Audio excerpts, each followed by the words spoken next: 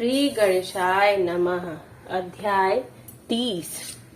पार्वती का पिता के घर में सत्कार, महादेव जी की नट लीला का चमत्कार, उनका मैना आदि से पार्वती को मांगना और माता पिता के इनकार करने पर अंतर ध्यान हो जाना। ब्रह्मा जी कहते हैं, नारद, भगवान शंकर के अपने स्थान को चले जाने पर सखियों सहित पार्वती भी अपने रूप को सफल करके महादेवी देव जी का नाम लेती हुई पिता के घर चली गई। पार्वती का आगमन सुनकर मैना और हिमाचल दिव्य रथ पर आरूढ़ हो हर्ष से विहल होकर उनकी अगवानी के लिए चले। पुरोहित, पुरवासी, अनेकानेक सखियां तथा अन्य सब संबंधी भी आ पहुंचे। पार्वती के सारे भाई मैनाक आदि सब हर्ष के साथ जय जयकार करते हुए उनके घर ले आने के लिए गए।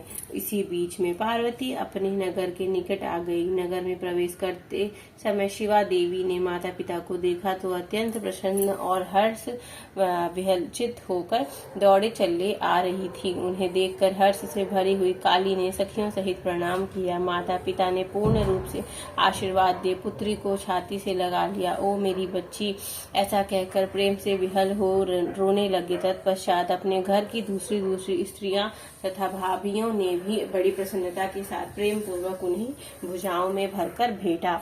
देवी, तुमने अपने कुल का उद्धार करने वाले उत्तम कार्य को अच्छी तरह सिद्ध कर दिया। तुम्हारे सदाचरण से हम सब लोग पवित्र हो गए।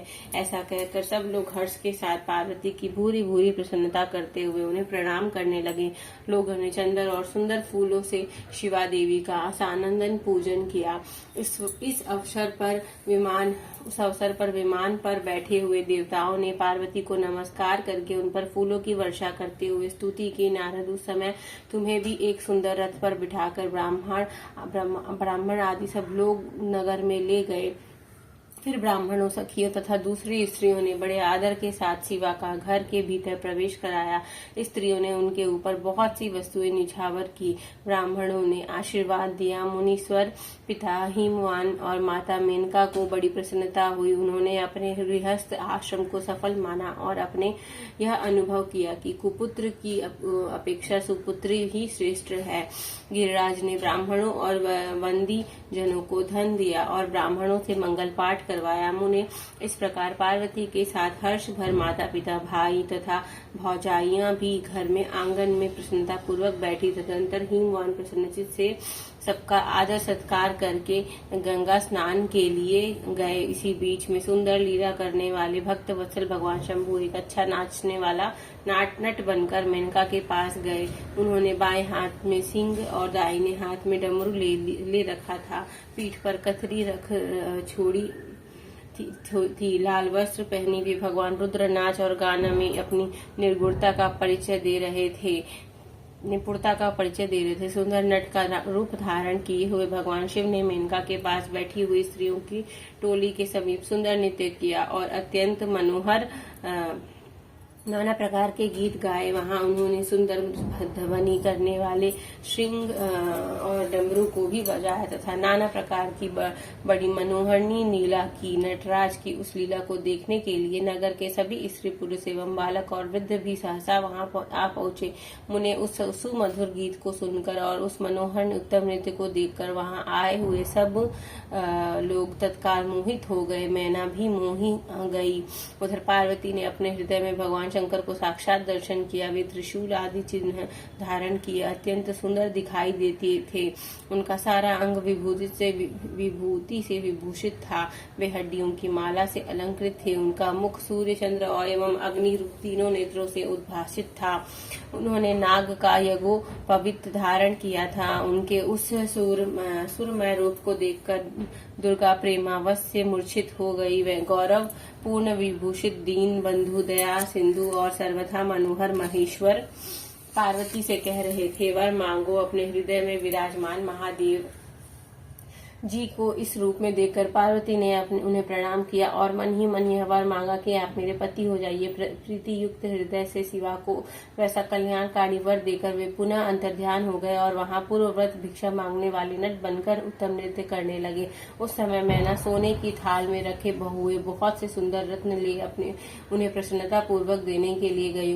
उनका यह ऐश्वर्य देखकर भगवान शंकर मन ही मन बड़े प्रसन्न हुए, परंतु उन्होंने उन रत्नों को स्वीकार नहीं किया। वे भिक्षा में उनकी पुत्र शिवा को ही मांगने लगे और उन्हें पुनः कौतुक वश सुंदर नृत्य एवं गाना करने को उद्धत हुए। मैना उस भिक्षुक नट की बात सुनकर अत्यंत कुपित हो उठी और उसे डांटने फटकारने लगी। उनके मन में उसे बाहर निकाल देने की इच्छा हुई। इसी बीच में गिरिराज हिमवान गंगा जी से नहाकर लौट आए। उन्होंने अपने सामने उस नराकार भिक्षुक को आंगन में खड़ा देखा। मैना के मुख से सारी बातें सुनकर उनको भी बड़ा क्रोध हुआ। उन्होंने अपने सेवकों को आज्ञा दी कि इस नट को बाहर निकालो। मुनि श्रेष्ठ वे नटराज विशाल का अग्नि की भांति अपने उत्तम तेज से प्रज्वलित हो रहा था। उन्हें छूने भी कठिन था, इसलिए कोई भी उन्हें बाहर न निकाल सका। तात फिर तो नाना प्रकार की लीलाओं में विशारद उन भिक्षुक शिरोमणि शैलराज को अपना अनंत प्रभाव दिखाना आरंभ किया। हिमवान ने देखा भिक्षुक ने वहां तत्काल ही भगवान विष्णु का रूप धारण कर लिया। उनके मस्तक पर किरीट, कानों में कुंडल और शरीर पर पीत वस्त्र शोभा पाते हैं। उनके 4 भुजाएं हैं। हिमवान ने पूजा के समय गदाधारी श्री हरि को जो जो पुष्प आदि चढ़ाए थे वे सब उन्होंने भिक्षु के शरीर और मस्तक पर देखे। तत्पश्चात गिरिराज ने उन भिक्षुक शिरोमणि को जगत सृष्टा चतुर्मुख ब्रह्मा के रूप में देखा। उनके शरीर का वर्ण लाल था। वे वैदिक सूत का पाठक कर रहे थे। तदंतर शैलराज ने उन कौतुककारी नटराज को एक क्षण में जगत के नेत्र रूप सूर्य के आकार में देखा था। उसके बाद वे महान अद्भुत रुद्र के रूप में दिखाई दिए। उनके साथ देवी पार्वती भी थी। वे उत्तम तेज से संपन्न रमणीय रुद्र धीरे धीरे हंस रहे थे। फिर वे केवल तेजोमय रूप में दृष्टि गोचर हुए। उनका वह स्वरूप निराकार, निरंजन, उपाधि शून्य, निर्दयी एवं अत्यंत अद्भुत था। इस प्रकार हिमवान ने उनके बहुत से रूप देखे। इससे उन्हें बड़ा विस्मय हुआ और वे तुरंत ही परमानंद में निमग्न हो गए। तदंतर सुंदर लीला करने वाले उन भिक्षुक शिरोमणि हिमवान और मैना से दुर्गा को भी भिक्षा के रूप में मांगा। दूसरी कोई वस्तु ग्रहण नहीं की, परंतु शिव की माया से मोहित होने के कारण शैलराज ने उनकी उस प्रार्थना को स्वीकार नहीं किया। फिर भिक्षु ने कोई वस्तु नहीं ली और वहां से अंतर्ध्यान हो गए। तब मैना और शैलराज को उत्तम ज्ञान हुआ कि वो सोचने लगे कि भगवान शिव हमें अपनी माया से छलकर अपने स्थान को चले गए। यह विचार कर उन दोनों की भगवान शिव में पराभक्ति हुई, जो महान मोक्ष की प्राप्ति करने वाले दिव्य तथा संपूर्ण आनंद प्रदान करने वाली थी। इस तरह अध्याय 30 संपूर्ण होता है। हर हर महादेव। अगला अध्याय। देवताओं के अनुरोध से वैष्णव ब्राह्मण के वेश में शिव जी का हिमवान के घर जाना और शिव की निंदा करके पार्वती का विवाह उनके साथ न करने को कहना। ब्रह्मा जी कहते हैं, नारद, मैना और हिमवान की भगवान शिव के प्रति उच्च कोटि की अनन्य भक्ति देख इंद्र आदि सब देवता परस्पर विचार करने लगे। तदंतर गुरु बृहस्पति और ब्रह्मा जी की सम्मति के अनुसार सभी मुख्य देवताओं ने शिव जी के पास जाकर उनको प्रणाम किया और वे हाथ जोड़कर उनकी स्तुति करने लगे। देवता बोले, देव देव महादेव करुणाकर शंकर, हम आपकी शरण में आए हैं, कृपा कीजिए। आपको नमस्कार है स्वामी। आप भक्त वत्सल होने के कारण सदा भक्तों के कार्य सिद्ध करते हैं, दीनों का उद्धार करने वाले और दया के सिंधु तथा भक्तों के विपत्तियों को से छुड़ाने वाले हैं। इस प्रकार महेश्वर की स्तुति करके इंद्र सहित संपूर्ण देवताओं ने मैना और हिमवान के अन्य शिव भक्ति के विषय में सारी बातें आदर पूर्वक बताई। देवताओं की यह बात सुनकर महेश्वर ने उनकी प्रार्थना स्वीकार कर ली और हंसते हुए उन्हें आश्वासन देकर विदा किया। तब सब देवता अपना कार्य सिद्ध हुआ मानकर भगवान सदाशिव की प्रशंसा करते हुए शीघ्र अपने घर को लौटकर प्रसन्नता का अनुभव करने लगे। तदंतर भक्त वत्सल महेश्वर भगवान शंभु, जो माया के स्वामी है, निर्विकार चित्त से शैलराज के यहाँ गए। उस समय गिरिराज हिमवान सभा भवन में बंधु वर्ग से गिरे हुए पार्वती सहित प्रसन्नता पूर्वक बैठे थे। इसी अवसर पर वहां सदाशिव ने पादार्पण किया। वे हाथ में दंड छत्र, शरीर पर दिव्य वस्त्र, ललाट पे उज्जवल तिलक, एक हाथ में सफेटिक की माला और गले में साल ग्राम धारण किए भक्ति पूर्वक हरि नाम का जप कर रहे थे। देखने में साधु वेशधारी ब्राह्मण जान पड़ते थे। उन्हें आया देख सब परिवार हिमवान उठकर खड़े हो गए। उन्होंने उन अपूर्व अतिथि देवता को भूतल पर दंड के समान पड़कर भक्ति भाव से साष्टांग प्रणाम किया। देवी पार्वती ब्राह्मण रूपधारी प्राणेश्वर शिव को पहचान गई थी, अतः उन्होंने भी उनको मस्तक झुकाया और मन ही मन बड़ी प्रसन्नता के साथ उनकी स्तुति की। ब्राह्मण रूपधारी शिव ने उन सबको प्रेम पूर्वक आशीर्वाद दिया, किंतु शिवा को सबसे अधिक मनोवांछित शुभाशीर्वाद प्रदान किया। शैलाधिराज हिमवान ने बड़े आदर से उन्हें मधुपूर्वक आदि पूजन सामग्री भेंट की और ब्राह्मण ने बड़ी प्रसन्नता के साथ वह सब ग्रहण किया। तत्पश्चात गिरिश्रेष्ठ हिमाचल ने उनका कुशल समाचार पूछा। मुने अत्यंत प्रीति पूर्वक उन द्विराज की विधिवत पूजा करके शैलराज ने पूछा, आप कौन हैं? तब उन ब्राह्मण शिरोमणि ने गिरिराज से शीघ्र ही आदर पूर्वक कहा। वे श्रेष्ठ ब्राह्मण बोले, गिरिश्रेष्ठ, मैं उत्तम विद्वान वैष्णव ब्राह्मण हूँ और ज्योतिष की वृत्ति का आश्रय लेकर भूतल पर भ्रमण करता हूँ। मन के समान मेरी गति है। मैं सर्वत्र जान में समर्थ और गुरु की दी हुई शक्ति से सर्वज्ञ, परोपकारी, शुद्धात्मा, दया सिंधु और विकार नाशक हूँ। मुझे ज्ञात हुआ कि तुम अपनी इस लक्ष्मी सरीखी सुंदर रूप वाली दिव्य सुलक्षणा अपनी पुत्री को एक आश्रय रहित असंग कुरूप एवं गुणहीन वर महादेव जी के हाथ में देना चाहते हो। वे रुद्र देवता मरकट में वास करते हैं, शरीर में सांप लपेटते हैं और योग साधते फिरते हैं। उनके पास पहनने के लिए एक वस्त्र भी नहीं है, वैसे ही नंग दड़ंग घूमते हैं, आभूषण की जगह सर्प धारण करते हैं। उनके कुल का नाम आज तक किसी को ज्ञात नहीं हुआ है। वे कुपात्र और कुशील है, स्वभावतः विहार से दूर रहते हैं, सारे शरीर में भस्म रमाते हैं, क्रोधी और अविवेकी हैं। उनकी अवस्था कितनी है यह किसी को ज्ञात नहीं। वे अत्यंत कुत्सित जटा का बोझ सदा सिर पर धारण किए रहते हैं। वे भले बुरे सबको आश्रय देने वाले भ्रमणशील नागहारधारी भिक्षु कुमार्ग परायण तथा हठ पूर्वक वैदिक मार्ग का त्याग करने वाले हैं। ऐसे अयोग्य वर को आप अपनी बेटी ब्याहना चाहते हैं। अचल राज, अवश्य ही आपका यह विचार मंगलदायक नहीं है। नारायण कुल में उत्पन्न ज्ञानियों में श्रेष्ठ गिरिराज, मेरे कथन का मर्म समझो। तुमने जिस पात्र को ढूंढ रखा है वह इस योग्य नहीं है, उसके हाथ में पार्वती का हाथ दिया जाए।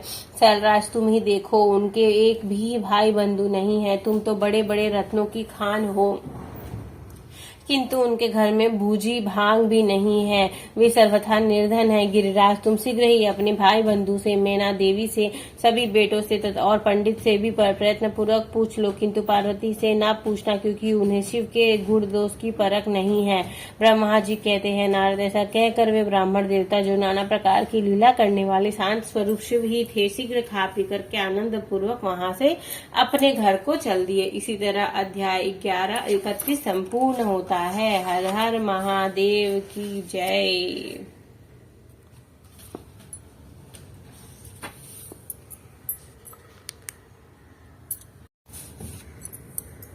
ओम जय शिव ओंकारा, प्रभु हर शिव ओंकारा,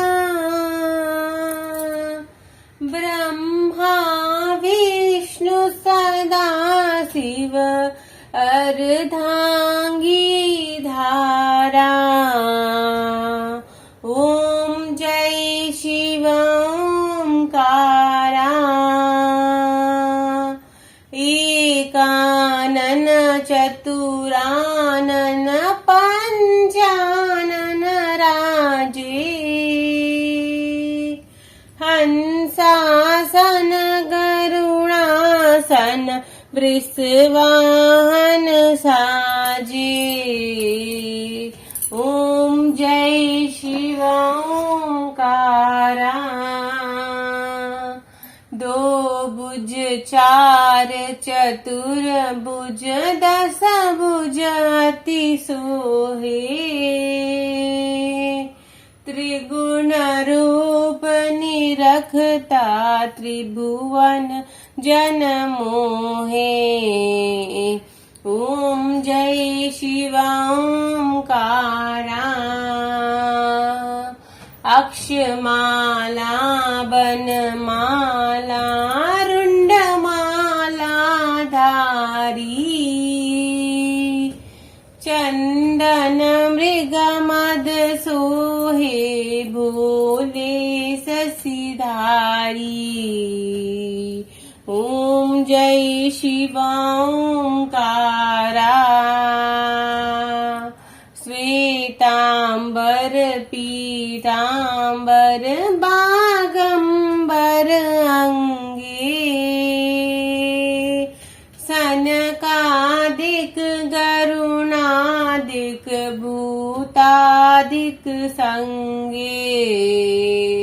ओम जय शिव ओंकारा। करके मध्य कमंडलु चक्र त्रिशूल धरता। जग करता जग भरता जग संहार करता। ओम जय शिव ओंकारा। ब्रह्मा विष्णु सदा शिव जानत अविवेका। प्रणवाक्षर मध्य ये तीनों एका। ओम जय शिव ओंकारा। काशी में विश्वनाथ विराजत नंदी ब्रह्मचारी। नित उठी भोग लगावत महिमा अति भारी। ओम जय शिव ओंकारा। त्रिगुण शिव जी की आरती जो कोई नर गावे।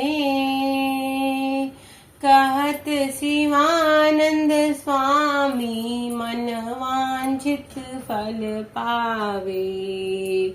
ओम जय शिव ओंकारा। बोलो हर हर महादेव की जय। पार्वती पते की जय। शिव शंभू